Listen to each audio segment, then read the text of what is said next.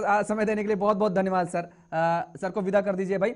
चलिए इंद्रजीत जी, क्या तैयारियां हैं आज, क्योंकि समिति ने रिपोर्ट सौंप दी है और पूरे तरीके से एक देश एक चुनाव के लिए भारतीय जनता पार्टी तैयार नजर आ रही है, एनडीए के सहयोगी दल भी नजर आ रहे हैं, लेकिन विपक्ष में जितने भी राजनीतिक दल बैठे हुए हैं तमाम तरीके की जो सवाल उठा रहे हैं, और सवाल उठाने के साथ ही कई तरीके के पेंच भी फंसते नजर आ रहे हैं।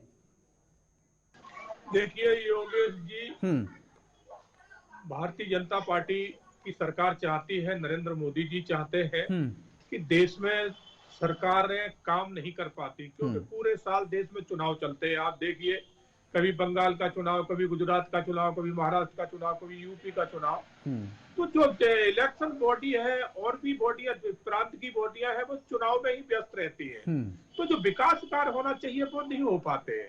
और सबसे बड़ी बात है, जो एक देश का जो खर्चा है, आम जनता का जो खर्चा है, जो बार बार चुनाव कराने से होता है, तो हम जरूर इनसे बचेंगे।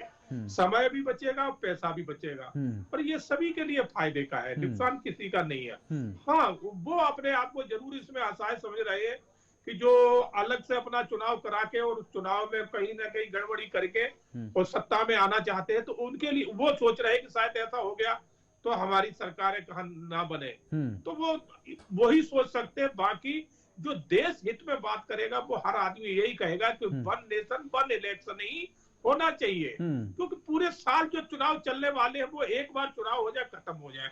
अभी जैसे एक पत्रकार महोदय कह रहे थे, मैं सुन रहा था कि ये बड़ी टेढ़ी खीर है, अभी ऐसा नहीं हो पाएगा। तो भारतीय जनता पार्टी की सरकार और मोदी जी, वो जो जितनी टेढ़ी खीर है, उन्हीं से तो उन्हीं को तो सीधा करना चाह रहे हैं।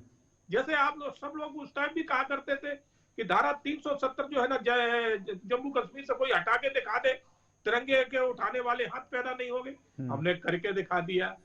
मुस्लिम बहनों के साथ जो है ना 3 तलाक की तलवार लटकी रहती थी, किसी ने उसको हाथ भी नहीं लगाया, हमने करके दिखा दिया।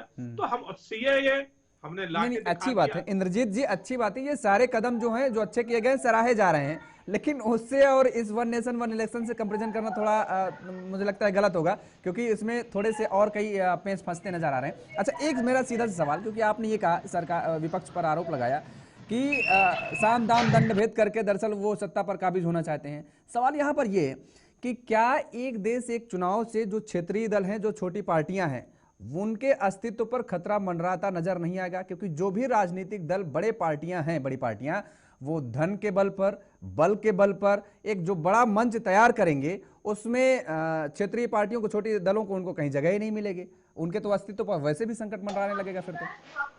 देखो योगेश जी, ऐसा नहीं है। हाँ, किसी को बड़े दल किसी को खत्म करने नहीं जा रहे। अगर कोई खत्म होता है तो अपने कर्मों से होता है। जब आप क्षेत्र में, आप अपनी स्टेट में अपनी सरकार तो आप बना लेंगे, मगर विकास कार्य जनता के बीच में आप नहीं करेंगे।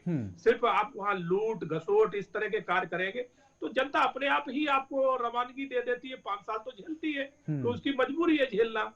और मगर आप अगर करेंगे तो आपको बार बार, जैसे आपको मैं उदाहरण देना चाहूंगा कि उत्तर प्रदेश में कोई सरकार रिपीट नहीं होती थी, मगर हमारे माननीय योगी जी ने, देखो आप सरकार रिपीट करी है और तीसरी बार भी रिपीट हो रही है, होगी अब ये खत्म होने के बाद। तो कार्य आप करोगे, सरकार को जनता बनाती है, जनता ही चुनती है, और जनता के बीच में आप अच्छे उनके हित के कार्य करोगे, अपने प्रदेश को उन्नत रास्ते पे ले जाओगे, तो जनता कभी आपको नहीं भूलेगी। पर आप जनता को वोट लेने के बाद भूलोगे तो जनता जरूर